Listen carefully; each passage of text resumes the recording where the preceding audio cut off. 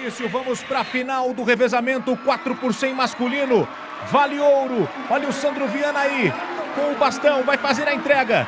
O Brasil que acaba de ganhar o ouro no feminino nesta mesma prova. Agora vai para finalizar o revezamento 4 por 100 masculino. Tá aí o Bruno Lins. Vem para finalizar a prova, para ganhar a medalha de ouro. Com larga vantagem, vem Brasil, é ouro, é ouro, é ouro para o Brasil no atletismo. Olha a comemoração da equipe do Ailson Feitosa, do Sandro Viana, do Nilson André, do Bruno. A equipe brasileira conquistando um resultado sensacional. Robson Caetano, o Brasil é ouro no revezamento 4 por 100 masculino. Os homens também ganharam, Robson. Pois é, e o fator fundamental para que essa medalha viesse foram as passagens.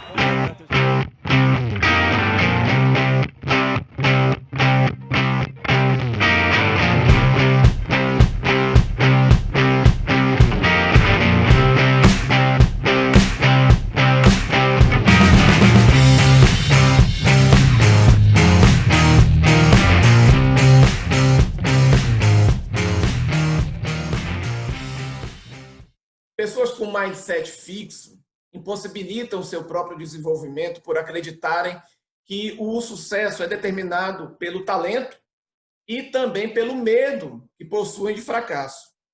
Por outro lado, as pessoas com mindset de crescimento estão sempre buscando maneiras de aprender coisas novas, de expandir as suas habilidades e de atingir o seu potencial máximo. Ao confrontarmos as nossas próprias atitudes e ideias, poderemos desenvolver um mindset de crescimento e colher resultados muito maiores e melhores em qualquer área de nossas vidas. Agora, imaginem vocês num mundo competitivo. Imaginem um mundo competitivo. Para vocês tripliquem esse mundo. Imagina iniciar a tua carreira com uns 10 anos de atraso em relação aos teus adversários. Treinar com crianças. Você já adulto treinando com crianças. Deve ter tido uma zoação aí no meio. A gente vai já saber disso. E ainda assim, chegar a ganhar uma medalha olímpica. Além de um bronze na Universiade de 2005 na Turquia, um bicampeonato pan-americano em 2007 no Rio e 2011 no México, em Guadalajara, além de 3 finais seguidas em campeonato mundial, todas na prova no revezamento 4 por 100, né? Em 2007 no Japão, 2009 na Alemanha, 2011 na Coreia do Sul, uma sequência de finais de campeonatos mundiais. Esse é um resumo do currículo dessa lenda do esporte amazonense. Sandro Viana está aqui com a gente hoje, que vai fechar o nosso revezamento, né? Vai fechar o nosso revezamento com essa última entrevista sobre os modelos mentais, falando para a gente sobre humildade, perseverança, foco, vontade e, sobretudo, a importância de se manter aberto ao aprendizado contínuo, e é o que eu chamo de mindset campeão, ou mindset do caráter. Vou falar sobre isso lá no finalzinho. Sandro, meu amigo, meu caro, bem-vindo. É hora de você falar, né? É uma honra falar com você. E conta pra gente um pouco da tua história. É uma história realmente muito atípica, é uma história diferente. Eu, antes de ser atleta, fui corretor de imóveis. Então, levei uma vida tranquila, mas nunca me afastei do esporte. O esporte sempre foi aquela válvula de escape. Mas num primeiro momento da minha vida, o trabalho ali me deu uma dor de cabeça. Eu era um cara, eu trabalhava comissionado, então se eu não trabalhasse, eu também não ganhava. Então, eu fiquei uma semana sem trabalhar, estava chateado também. Eu tinha tomado como a gente fala em Manaus, um pino, né? Saí de casa como um dia normal. Eu me lembro direitinho que era uma segunda-feira. E esse meu amigo me levou. Hoje ele é jornalista. E ele me levou na época, ele era um atleta também. E ele falou, olha, você vai com aqueles caras ali e fala que você quer fazer um teste. Eu fui lá e fiz. E o pessoal Tipo, fui como uma pessoa normal, calção do time do coração, a camisa de político, aquele tênis de futebol de salão no pé, aquela característica de peladeiro, sabe? Mas de atletismo. E eu cheguei lá e pedi para fazer um teste, que era uma corrida ali de 60 metros, e falei assim, ó, corre o mais rápido que você puder. Eu corri e eu bati o recorde do teste, já quando eu corri. E aí foi aquele susto que voou. Eu me lembro uma imagem muito na minha cabeça, treinadores atravessando a pista, correndo na minha direção para ver tudo, aquele alvoroço. Então, desse teste, a minha vida nunca mais parou, não tive férias, eu fui cada dia aprendendo. E eu cheguei no esporte, acho que um pouco como eu faço toda a minha vida, eu sou muito disciplinado. Então, eu cheguei no esporte levando da mesma maneira como eu fiz tudo na vida. Eu cheguei assim, ó, eu não conheço isso aqui, eu vou começar do zero. Então, eu aceitei aquela proposta, porque era a única proposta que eu tinha. Se você quiser treinar, você tem que entrar na escolinha. Se você for uma pessoa normal lá, você vai ouvir isso. Você tem que entrar na escolinha. Só que eu tinha 24 anos, 1,89 m, treinando com criança de 10, 12, 13 anos que batia na minha cintura. E pior, eles eram melhores que eu na época. Então, e aí eu topei essa proposta e comecei a treinar com eles. Eu lembro de nome de todos, era a nossa turma, a gente tinha uma turma mesmo. Você imagina, eu chegava no treino e eu olhava para eles e a conversa deles, mas na minha cabeça estava contrato, aluguel de chave de cliente. Você falou numa palavra há pouco, disciplina, né? E o Bernardinho aí fala no livro dele, no livro Transformando Suor em Ouro, que é necessário superar as limitações pessoais através da disciplina. E uma das coisas que nos ajuda a ter disciplina é ter hábitos construtivos, desafiadores, que muitas vezes parecem pesados demais para se carregar por tanto tempo. Quais foram os hábitos mais pesados que você precisou incorporar à sua vida para que atingisse o alto rendimento?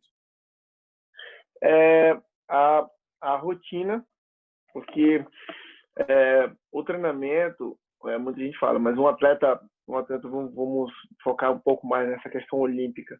Um atleta, para atingir os Jogos Olímpicos, ele treina em média, assim, registrado no mundo, em média 10 anos. Em média, 10 anos de vida são dedicados para que um atleta chegue a uma Olimpíada. Eu posso dizer que eu dei uma sorte ali e fui muito focado e fiz em 8 anos, mas levei 8 anos. Então, em média, são 10 anos. Então, para que você entenda que o seu fruto só vai ser colhido daqui 8 anos, e você vai ter que passar esses 8 anos plantando sem colher, você tem que ter uma disciplina, você tem que primeiro se convencer a passar por esse processo tão longo. Então, eu já sabia disso, eu sabia das minhas limitações. Eu posso dizer para você que eu fui um atleta, apesar de ter atingido um alto nível de rendimento e, graças a Deus, uma história vencedora, mas eu fui um atleta 80%. Por que eu fui 80%? Porque esses 20% que era para ser trabalhado numa idade mais nova, eu perdi.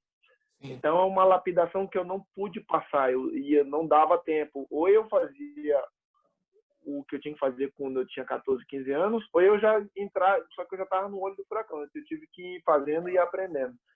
Eu tive que enfrentar muita gente, infelizmente ou felizmente, eu tive que enfrentar muita gente para convencer as pessoas de que eu podia fazer isso. Foi um dos momentos mais difíceis que eu tive.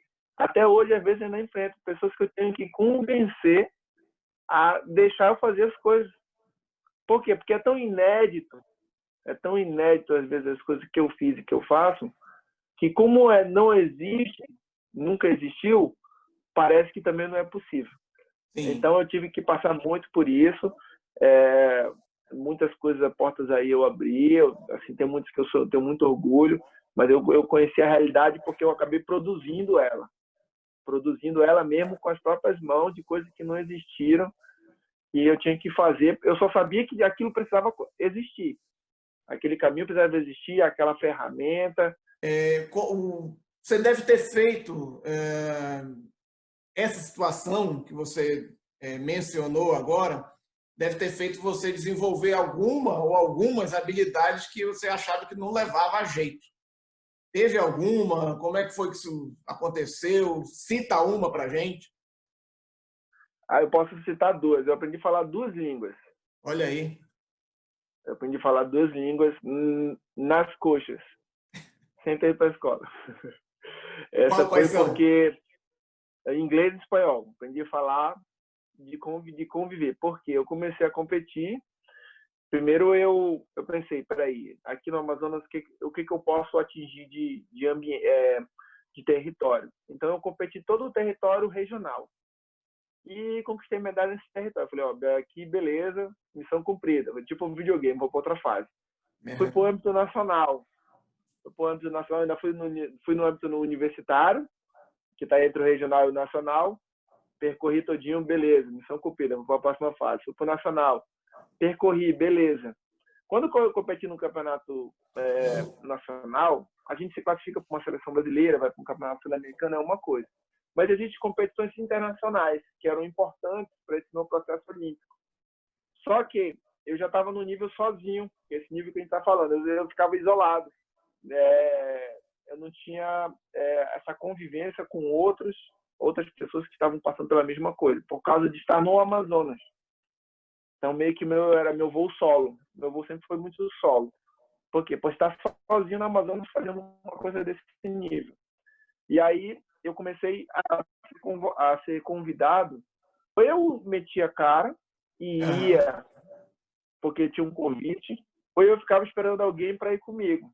Então, foi aí que eu falei assim, olha, eu vou ter que me virar. E eu me virava, e chegava lá, e a língua diferente. Mas essa convivência, os atletas às vezes me ajudavam, eles viam o meu esforço, e eu ouvia eles falando, comprava dicionário, aquele dicionário mesmo de viagem mesmo, Sim. R$7 e isso, aí lendo página por página, decorava umas 40 palavras, já dava pra formar umas frases, e eu fui assim, eu fui convivendo com eles, e eles eram engraçados, porque eles pegavam o MP3 e colocavam música, tipo reggaeton ou cumbia, músicas em espanhol para mim ficar ouvindo. E aí eu fiquei ouvindo e convivia com eles me chamavam e conversavam comigo, e falavam espanhol comigo mesmo. Às vezes eu falava uma palavra errada, eles iam, aí me ajudavam. Mas isso fez eu aprender. E eu fui para os Estados Unidos, para treinar numa universidade da Geórgia, onde dava um intervalo, cada um vinha para o treino falando um inglês diferente. Sim. Que era pior.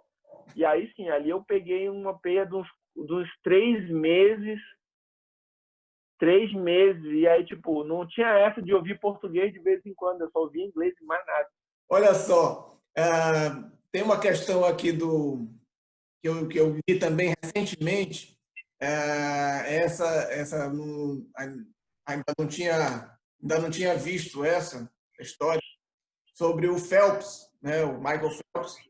Na minha opinião, é o maior atleta da história. Acho que não tem como contestar, né? Na minha também.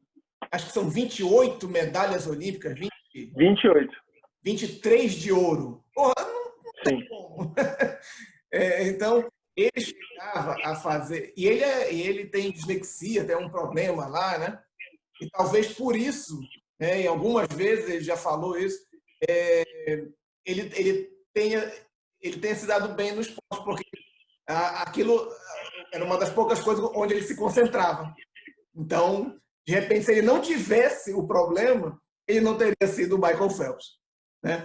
E você sabe que você lembrou uma coisa muito interessante agora, assim, muito interessante mesmo. É a primeira, no atletismo, aos 24 anos, foi a primeira vez que eu mesmo, eu passei a dizer eu quero. Eu até me surpreendi com essa minha atitude. E dizer assim, quando eu transporte, era dominar até eu mesmo, se eu quero fazer. Assim, de extrema, até hoje assim. Isso é uma coisa que você lembrou dessa história, me lembrou também. Então, aí o Phelps, ele chegou a fazer treinos mentais, né, de até 2 horas dentro da piscina, onde ele se imaginava até como se ele mesmo estivesse na arquibancada, ao lado dos pais, ao lado dos colegas, da equipe e tal. E tudo isso serviu para que fosse formada na mente dele uma imagem já de vitória, uma imagem cheia de emoção, e onde ele se via já ganhando. Então, a imagem dele ganhando já estava na mente dele. Não estava a imagem de será que eu vou ganhar? Ou, pô, eu posso perder? Não, a imagem de vitória já estava na mente dele. E aí, quando ele caía na água, as conexões neurais já trabalhavam, falando, não, opa, você está no seu ambiente, isso aqui é seu, está dominado. Você fazia, lá na seleção, vocês tinham esse trabalho de fortalecimento psicológico? Conta aí pra gente algum resultado que você atribui a isso. Vocês tiveram isso? Eu posso dizer que todos os resultados. Posso dizer que todos os resultados têm atribuição a isso. Mas dentro da seleção, até que não. Mais fora dela.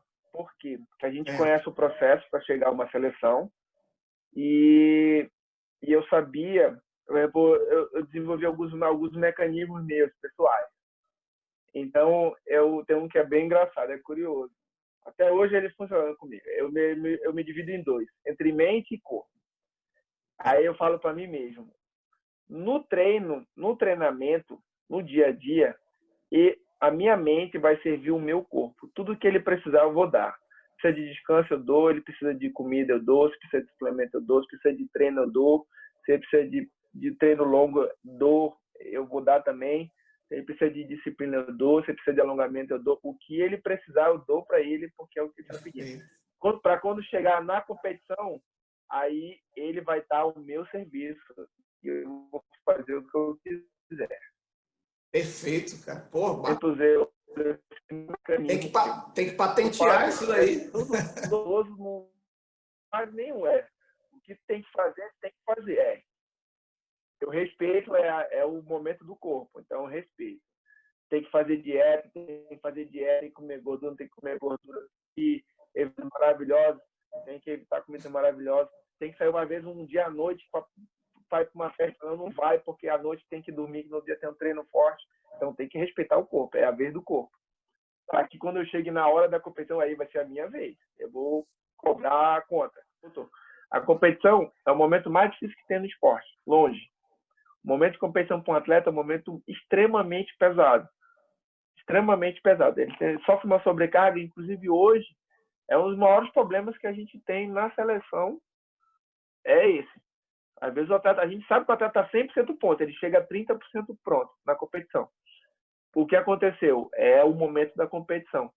Então, os atletas têm essa necessidade de saber o que fazer para, no meu momento, eu estar tão tranquilo como eu estava no meu preparo. E uma coisa que eu usava, que era o seguinte, eu dizia, pô, peraí, eu começava comigo mesmo, eu dizia, pô, peraí, eu vou pro treino, às vezes eu fico o dia todo na rua, dirijo, pego engarrafamento, chego em casa às 3h30, troco de roupa ali rapidamente, tomo um suco, vou para a pista, chego às vezes, se o treino é 4h30, eu chego 4h10, ou seja, faltam 10 minutos. Entro na pista, o treinador manda fazer 10 corridas, eu faço as 10 e vou embora para casa. Chega na competição, você fica 2 dias de descanso para correr uma única corrida e parece que na hora tudo vai desabar. Uma pergunta que eu te faço é, o que é fracasso? Você já deu já falou um pouco aí, que eu já imagino o que seja na tua mente, e o que é fracasso e o que é sucesso para você, e como é que você lidou com eles, que você teve fracassos e sucessos durante a carreira, como todo esportista, o que é e como você conviveu com eles?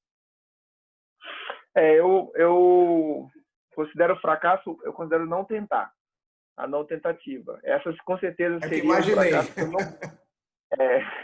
eu seria um fracasso que eu não teria conseguido conviver e teria sido uma ruína na minha vida eu saber que eu não tinha tentado.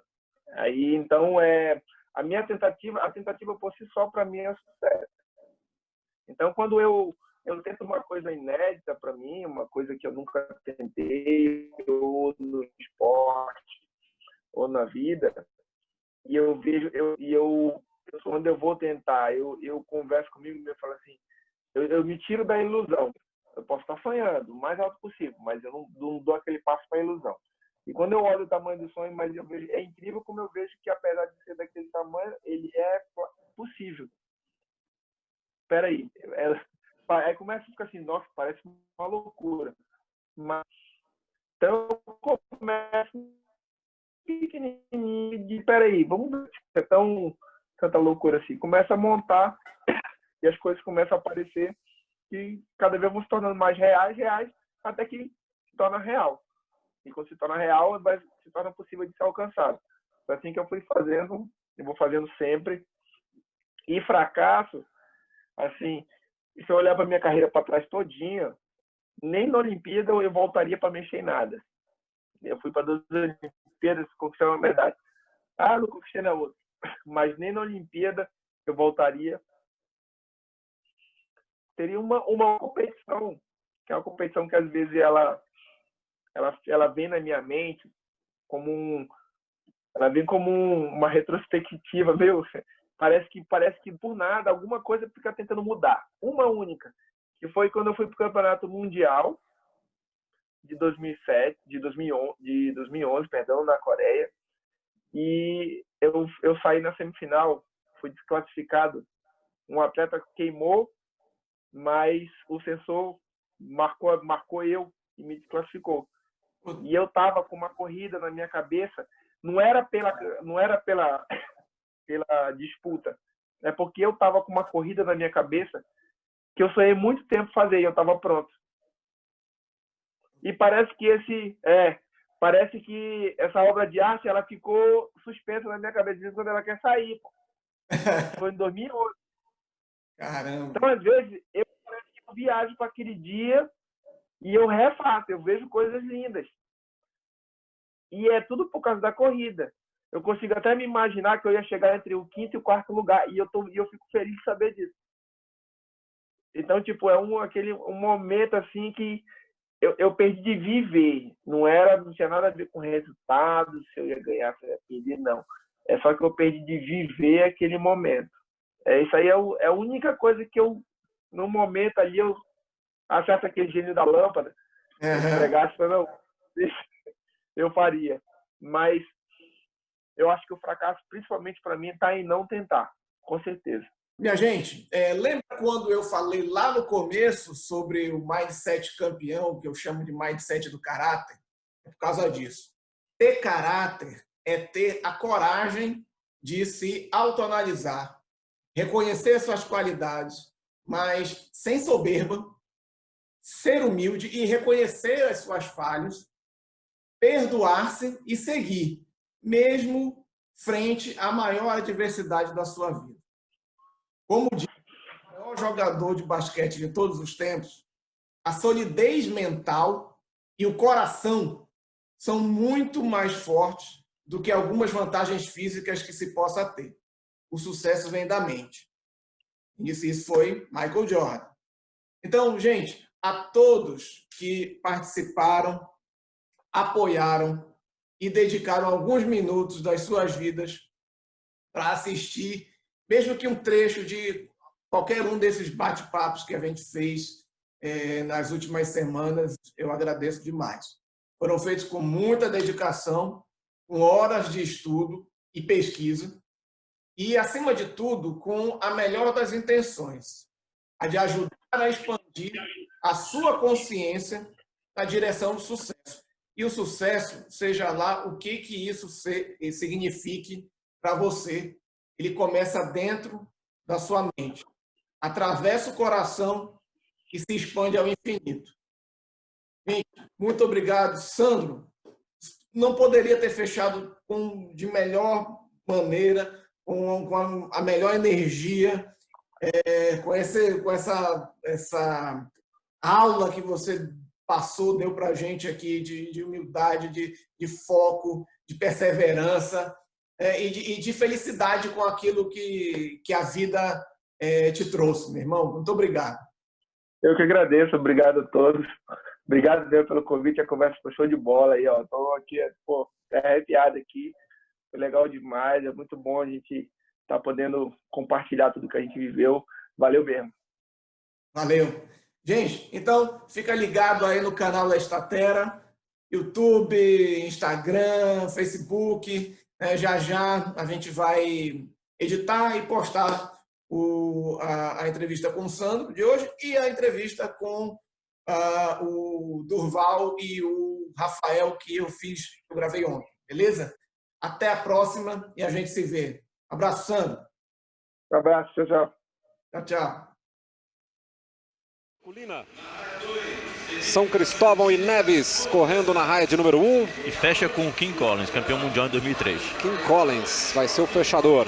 Antilhas Holandesas na raia de número 2. Fecha com Martina, que já tem ouro nesse Pan-Americano. Tá aí o Vicente Lenilson que vai abrir para o revezamento do Brasil. Vicente Lenilson, Rafael Ribeiro, Basílio Moraes Júnior, Sandro Viana. São os brasileiros da prova. O Brasil Tô que sofrendo aqui. Ganhou os 2 últimos Jogos Pan-Americanos da prova. O Brasil que detém, inclusive, o recorde dos Jogos Pan-Americanos, 38 e 18, lá de Winnipeg, 99. Canadá, na raia de número 4. Este aí é o Richard Adu-Bobi. Raia de número 5 para os Estados Unidos. James Samuels é o que vai correr primeiro. Quem fecha é o Doc Patton. Brasil que além dos 2 ouros tem 2 bronzes também nesta prova ao longo da história dos Jogos Pan-Americanos. Aliás, a equipe bicampeã, né, tinha Cláudio Quirino, André Domingos, Edson Luciano e Vicente Lenilson em 2003. Praticamente o mesmo time, sem o Lenilson, mas com o Rafael Oliveira em 99. Foram as 2 equipes que ganharam as 2 últimas edições do PAN. Trinidad e Tobago na 6, Bahamas na 7 e vai aparecer a equipe de Cuba na raia de número 8. Cuba que faz uma troca importante. Dayron Robles, que acabou de vencer os 110 com barreiras, muito veloz, fecha para essa equipe. Vai dar, André, o que você está achando? Eu acho que dá. Bastão na mão, acho que o Brasil sobe ao pódio. Embaixo de chuva aqui no Engenhão, vai ser corrida a prova do revezamento 4x400, 4x100, daqui a pouquinho 4x400, tanto para homens como para mulheres. Os Estados Unidos nesta prova ao longo da história tem 9 medalhas de ouro, 1 de prata, 1 de bronze. Cuba tem 2 de ouro, 7 de prata. O Brasil, 2 de ouro, 2 de bronze. São os melhores na história do PAN. Mas o Brasil vem com 2 medalhas de ouro em 99 e 2003. Vão se ajeitando ali os atletas nas suas marcas. Silêncio no estádio. E eles partem. A largada foi válida. Lá vem o revezamento 4x100. O Brasil brigando por medalha. Brasil correndo na raia de número 4 com Vicente Lenilson. A primeira passagem é para o Rafael Ribeiro. Fluiu. Ótima passagem. A passagem foi boa, diz aqui o André Domingos. Vai para a passagem agora quem recebe o bastão pelo Brasil. É o Basílio Moraes. Vem para a última curva. O quarto brasileiro a correr é o Sandro Viana. Eles vão entrar na reta. Primeiro, hein? A passagem do Brasil entrou na reta em primeiro. O Brasil vem brigando pela medalha com o Canadá. Vai dar medalha de ouro pro Brasil. Medalha de ouro.